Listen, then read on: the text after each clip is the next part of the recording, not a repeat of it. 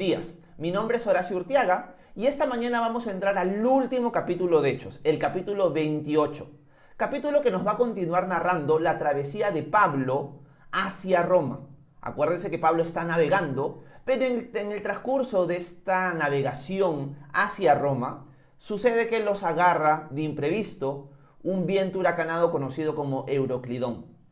La tripulación pasa prácticamente 2 semanas a la deriva, pensando que ya no van a sobrevivir, pero el apóstol Pablo es guiado por el Señor a animar a esta tripulación de 276 personas, contarles que un ángel lo ha visitado en la noche y que le ha prometido Dios, le ha concedido la vida de cada uno de ellos. Así que ellos no van a morir. En el transcurso de este viaje, una de las cosas que sucede es que ya se dan cuenta que están llegando a una isla. Y donde nos quedamos en el capítulo 27 es que ellos ya por fin llegan a orillas de la isla, nadie ha muerto, pero ahora van a descubrir cuál es esta isla, qué es lo que sucede en esta isla, quiénes están habitando en esta isla y cómo Dios usa a Pablo y compañía también en esta isla. Así que vamos a ver algunos detalles importantes de esta parada imprevista en cierto sentido para la tripulación, para luego ya continuar su viaje hasta Roma. Les adelanto que la isla se llama la isla de Malta, y van a pasar muchas cosas interesantes en esta isla. Así que vamos a leer a continuación qué es lo que Lucas nos narra, ya justo habiendo llegado a orillas de la isla de Malta. Vayamos al capítulo 28 de Hechos, al versículo 1, y leamos qué es lo que Lucas nos dice. Dice lo siguiente: una vez a salvo, supimos que la isla se llamaba Malta. Allí los habitantes nos trataron con mucha amabilidad. Como estaba lloviendo y hacía mucho frío, nos recibieron a todos con una fogata que hicieron. Pablo fue entonces a recoger algunas ramas secas para echarlas al fuego, pero una víbora que huía del calor se le prendió de la mano. Cuando los lugareños vieron que la víbora pendía de su mano, se dijeron unos a otros: con toda seguridad, este hombre es un homicida, pues logró escapar del mar, pero la justicia lo ha alcanzado y no lo dejará vivir. Pero Pablo se sacudió la víbora y ésta cayó en el fuego, sin que Pablo sufriera ningún daño. La gente esperaba que Pablo se hinchara o cayera muerto, pero como después de mucho esperar vieron que no le pasaba nada, cambiaron de parecer y lo consideraban un dios. Bueno, acá una de las cosas que nosotros estamos viendo es que ya llegan a la isla. La isla se llama Malta, es una isla que tiene como nombre refugio, por así decirlo, y los habitantes de esta isla, la isla de Malta, eran considerados por los romanos como bárbaros. ¿Por qué eran considerados como bárbaros? Porque no hablaban el idioma que generalmente se hablaba en el mundo antiguo, que era generalmente el griego. Por lo tanto, toda persona que no hablaba griego se le consideraba un bárbaro. ¿Por qué se le llamaba bárbaro? Porque según ellos, cada vez que una persona de otro idioma hablaba, se les escuchaba como bar. No se les entendía lo que hablaban. Y por eso le ponen de nombre bárbaros. Así que los habitantes de esta isla eran considerados bárbaros por el mundo antiguo, pero estos habitantes, aunque la gente los considere bárbaros, son habitantes muy hospitalarios. Y la situación en la que han llegado Pablo y compañía, las 276 personas de esta tripulación, es una situación de mucho frío, de mucha lluvia, y por lo tanto los reciben con una fogata. Arman y van juntando la leña, y mientras juntan la leña van prendiendo la fogata para calentarse todos los tripulantes. Una de las cosas que nos cuenta Lucas que empieza a suceder es que Pablo, al cargar leñas, en un momento no se da cuenta y hay una víbora entre las leñas. Y la víbora se le prende de la mano y muerde al apóstol Pablo. El apóstol Pablo se sacude la mano y continúa ayudando a armar la fogata. Primera lección esta mañana para nosotros. Algo que quizás puede escapar de nuestra vista, puede escapar de nuestra mente, pero es lo siguiente. Pablo no es un jovencito. Pablo, aparte, es un apóstol llamado por Dios. Pero noten lo siguiente. Pablo, desde que partió de Cesarea hacia Roma, en todo este trayecto, ha ido demostrando sus rasgos de liderazgo. Al demostrar sus rasgos de liderazgo, una de las cosas que pudo haber surgido en Pablo es entender, bueno, ya la gente sabe que yo soy un apóstol, han visto cómo lo que Dios me confirmó se ha cumplido, he visto cómo Julio, el centurión, me ha agarrado el respeto y la tripulación también. Por lo tanto, ahora que hemos llegado a la isla, bueno, que ellos se encarguen de juntar la leña y yo voy a descansar un poco. O sea, yo soy una persona en cierto sentido mayor, soy un apóstol, por lo tanto, estoy para que me sirvan. Y lamentablemente ese es el pensamiento de muchos líderes cristianos y de muchos cristianos el día de hoy.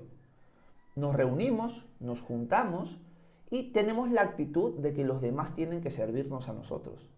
Pero miren el gran ejemplo del apóstol Pablo. Siendo alguien llamado apóstol, alguien que tiene discípulos, alguien que se ha ganado el respeto de la tripulación, ¿es servido o sirve? Y la respuesta es que sirve.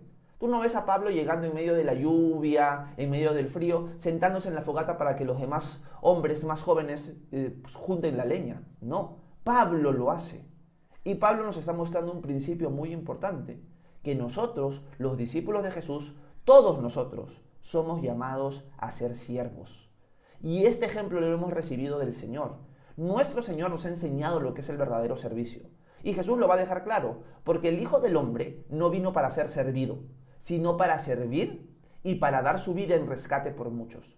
Nuestro Señor Jesús es aquel que la última noche antes de morir, junto a sus discípulos, se puso un paño y empezó a lavarle los pies a cada uno de los discípulos.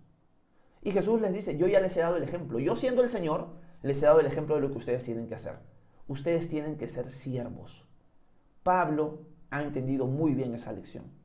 Hoy en día, lamentablemente, y yo he conocido muchos hermanos y hermanas que tienen la actitud de que ellos tienen que ser servidos y no sirven para nada. No tienen una actitud de servicio, sino una actitud de la gente me tiene que servir a mí. Esa actitud es contraria al corazón de Dios. Si tú estás tomando esa actitud de que la gente tiene que servirte a ti, bueno, estás yendo en contra del corazón de Dios, no lo estás reflejando, no estás siendo luz y sal. Me acuerdo hace años atrás, fuimos con un grupo de hermanos a una especie de retiro, ¿no? Nos reunimos con algunos amigos en una playa, en una casa que nos prestaron, y el último día, bueno, cada uno designó una área que limpiar esta casa para dejarla a aquella persona que nos la había prestado, dejarla limpia, ¿no? Y una de las personas se encerró en su cuarto y no ayudó en nada.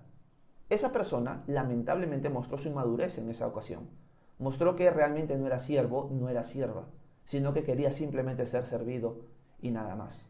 Esa no es una actitud que un discípulo de Jesús debe tener. El apóstol Pablo acá nos está callando la boca a todos los que nos gusta ser servidos y nos está mostrando, tenemos que ser siervos. Yo, el apóstol Pablo, estoy sirviendo porque mi Señor me enseñó eso. Una de las cosas que he estado enseñando en mi iglesia local, leyendo Mateo capítulo 18, como ustedes saben, es que Jesús, cuando le habla a sus discípulos que están que se pelean entre ellos por quién de ellos es el mayor, Jesús les muestra un niño y les dice, si ustedes no se convierten como un niño, no pueden entrar en el reino de los cielos. Los niños en esa época eran personas que no eran respetadas por la sociedad, eran despreciadas por la sociedad, no eran tomadas en alta estima. Lo que Jesús les está diciendo, si ustedes quieren entrar en el reino de los cielos, tienen que hacerse pequeños, tienen que humillarse. Y el que se humilla, como este niño, dice Jesús en Mateo 18, será el mayor en el reino de los cielos. En el reino del Señor, la cosa no funciona como en este mundo. En este mundo, los mayores son los que son servidos. En el reino de los cielos, el mayor es el más servicial. La pirámide está invertida en el reino de los cielos. En este mundo, la pirámide es el que está en la cima, pisa a los demás y los domina. En el reino de los cielos es al revés. El que está por encima es el que sirve a los demás. Por lo tanto, lección para nosotros esta mañana y para preguntarnos, ¿realmente tengo una actitud de servicio delante de mis hermanos, delante de mi prójimo? Porque no solamente eso es algo que debe suceder dentro de la iglesia local, ni con solamente mis hermanos en la fe, sino con todos. ¿Realmente yo muestro una actitud servicial como la mostró mi Señor a los que me rodean, a mi prójimo, o no? Tenemos que hacer cambios si es que tomamos una actitud de ser servidos y no servir. Y hay algo que siempre a mí me choca y que me doy cuenta que es algo que es un problema de mi corazón, ¿no? Que a nadie le gusta, o vamos a ponerlo así, a todos nos gusta llamarnos siervos hasta que alguien nos trata como un siervo. Vuelvo a repetir, a todos nosotros nos gusta que nos digan, ay, qué bonito eres siervo, ¿no? O qué servicial eres. Nos gusta llamarnos siervos hasta que alguien nos trata como un siervo. Cuando alguien te trata como un siervo no te gusta, no me gusta. Y es ahí cuando nos damos cuenta, no estoy tomando una actitud de servicio. Hay hermanos o hermanas que me han pedido algo y quizás no me lo han pedido hasta de una buena manera. Y es ahí donde choco. ¿Por qué? Porque no me gusta servir a veces. Y es ahí donde tengo que morir a mí mismo y servir. Porque el Hijo del Hombre no vino para ser servido, sino para servir y para dar su vida en rescate por muchos. Así que este ejemplo del apóstol Pablo nos tiene que humillar y mostrar, miren, Pablo sí entendía lo que es servicio y no dejó que otros lo hicieran, sino él mismo sirvió.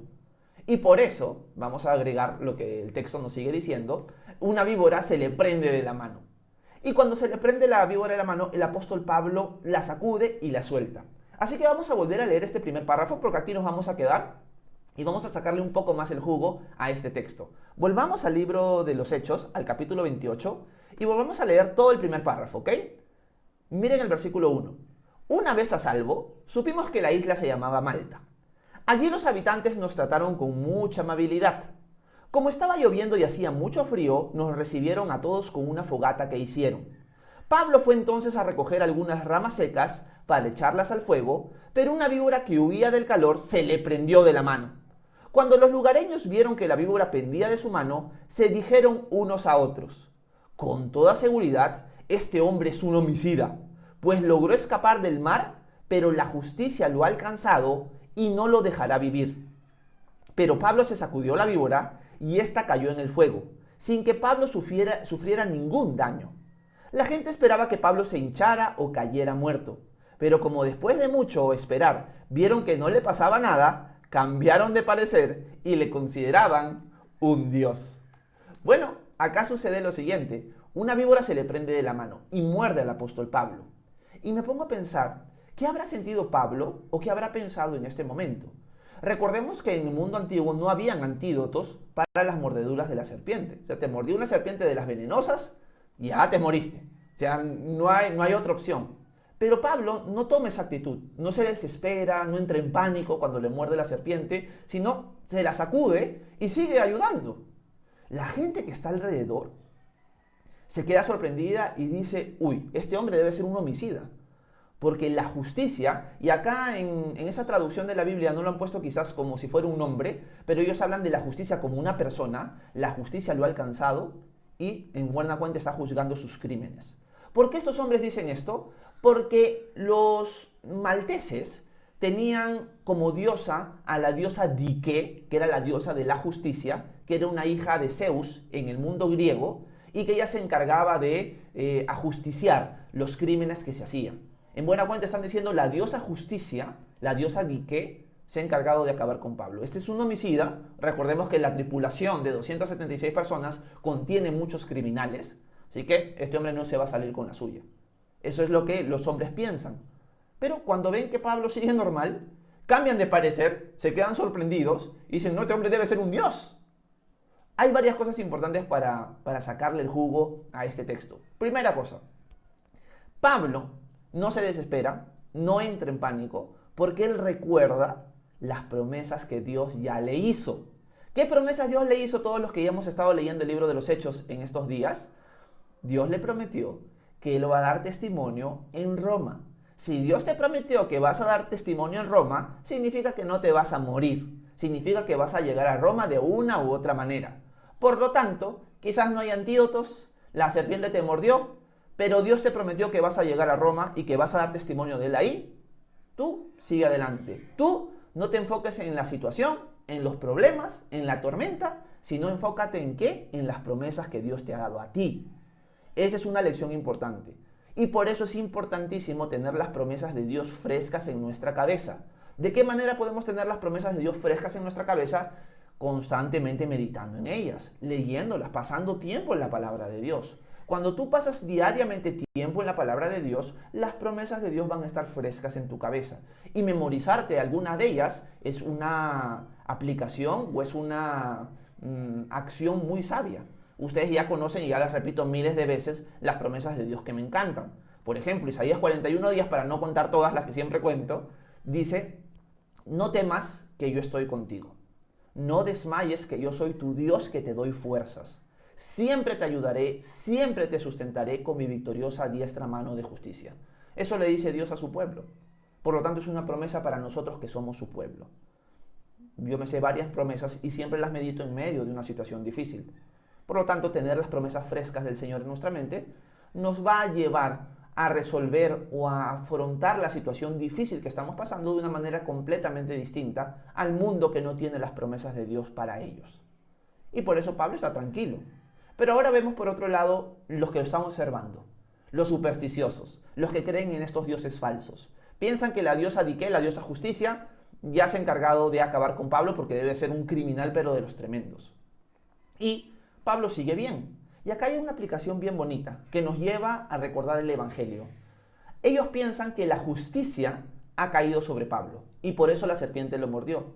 Pero algo que tenemos que recordar nosotros, los cristianos, los que hemos decidido seguir a Jesús, los que le hemos entregado nuestra vida a Él, es que la justicia de Dios nunca va a caer sobre nosotros. Vuelvo a repetir, los que hemos decidido seguir a Cristo, nunca vamos a recibir esa justicia de Dios. ¿Por qué? Porque Jesús la recibió por nosotros.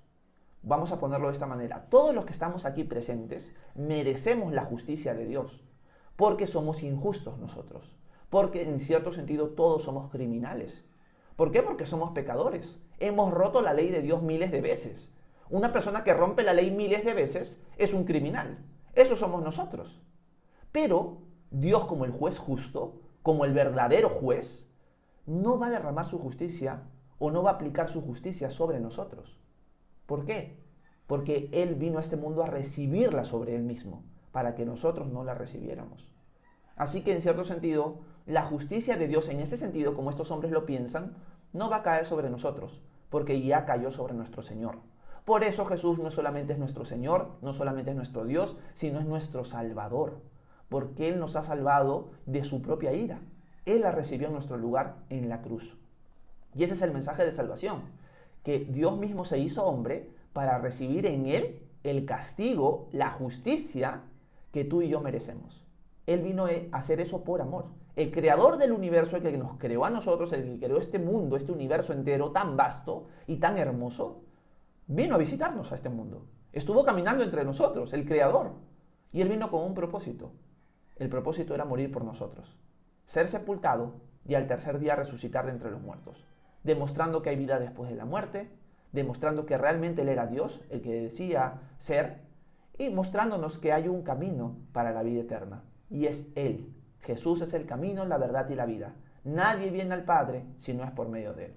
Por lo tanto, en Jesús se cumple su justicia, pero también en cierto sentido se cumple su amor y también su gracia, sus bendiciones. ¿Por qué? Porque cuando creemos en Jesús, su perfección, y ahora vamos a hablar de la justicia como la justicia en el sentido de que Él es justo, su justicia, de ser justo, nos la atribuye a nuestra cuenta cuando nosotros creemos en Él.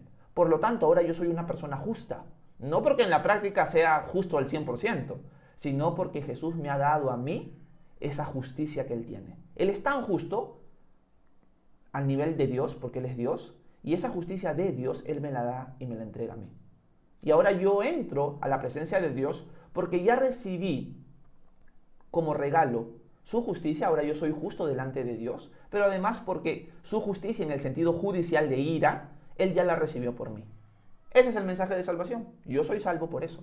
Por lo tanto, la justicia de Dios en el sentido judicial de juzgar no va a caer sobre nosotros, porque ya cayó sobre nuestro Señor, quien nos amó y que entregó su vida por nosotros.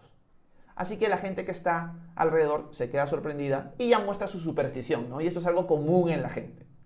Ven que Pablo no se muere y ya cambian de ser alguien que estaba siendo ajusticiado por la justicia, por la diosa justicia, a pensar que él era un dios. Pero realmente Pablo, si le preguntaran, él va a decir: yo no soy ningún dios, soy simplemente un hombre y simplemente un siervo. Mi Dios y mi Salvador es Jesús mi Señor. A Él sirvo y a Él pertenezco.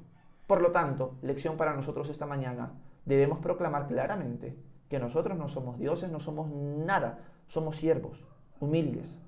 Y Jesús es nuestro Dios, Él es nuestro Dios. A Él apuntamos y a Él guiamos a las personas. Y a Él pertenecemos. ¿Perteneces realmente a Jesús? Si perteneces a Jesús, tienes todo lo que hemos hablado esta mañana. Tienes sus promesas, tienes su justicia, Y también no vas a recibir su justicia en el sentido judicial, porque Él la recibe por ti. Así que tú ahora tienes los méritos de Cristo. No eres salvo, no eres salva por tus propios méritos, sino por los méritos de Él. Pero si no le perteneces a Él, si tú no puedes decir Jesús es mi Dios, es mi Señor, a Él le pertenezco, estás en problemas. Porque la justicia de Dios te va a alcanzar en algún momento. Tú no sabes cuánto tiempo vas a vivir aquí. Podrías morir hoy, podrías morir mañana. Y la justicia de Dios te va a alcanzar. La pregunta es, ¿cómo puedes escapar de la justicia de Dios? De otra manera, si no es por medio de Jesús, no hay otra forma. Si Dios te juzgara, y lo va a hacer justamente, vas a ser culpable, sí o sí. Porque yo, en mi propia vida, me doy cuenta, yo soy culpable. Si no fuera por Jesús, yo estoy perdido. No tendría sentido pensar en que, ay, me voy a ir al cielo, voy a pasar la presencia de Dios, pero ¿quién me creo? No soy digno, soy recontra indigno, soy recontra pecador. Por lo tanto, aquella persona que no le ha entregado su vida a Jesús, que no puede decir, yo le pertenezco a Jesús, no tiene otra escapatoria. O sea, va a llegar la justicia. La pregunta es, ¿realmente estás preparado o preparada para enfrentar la justicia de Dios? Solamente en Jesús podemos estar preparados, fuera de Él no. Así que yo te animo a realmente entregarle tu vida a Jesús el día de hoy. Él te ama tanto que ya hizo todo el trabajo. Simplemente tú tienes que recibirlo, tú tienes que aceptar ese regalo. Decir, a partir de hoy creo en ti, Jesús. A partir de hoy me hago tu discípulo, me hago tu discípula y te voy a seguir. Y a partir de hoy tengo tus promesas, voy a tomar la actitud de servicio que tú has mostrado y voy a ejemplificar también lo que Pablo hizo aquí. Fue siervo y confió en las promesas de Dios. Así que esto es lo que quería compartir con ustedes esta mañana. Espero que este tiempo pequeño, porque hemos avanzado un poquito del capítulo 28, no sé si lo vamos a poder acabar mañana, haya sido de edificación para ustedes. Espero que sí, para mí lo ha sido. Y bueno, si tienen dudas, preguntas, comentarios acerca de lo que hemos leído, acerca de Dios o acerca del cristianismo, por favor, háganmela saber en la sección de comentarios que con gusto voy a leerlos a continuación. Que Dios los bendiga. Muchas gracias por su atención.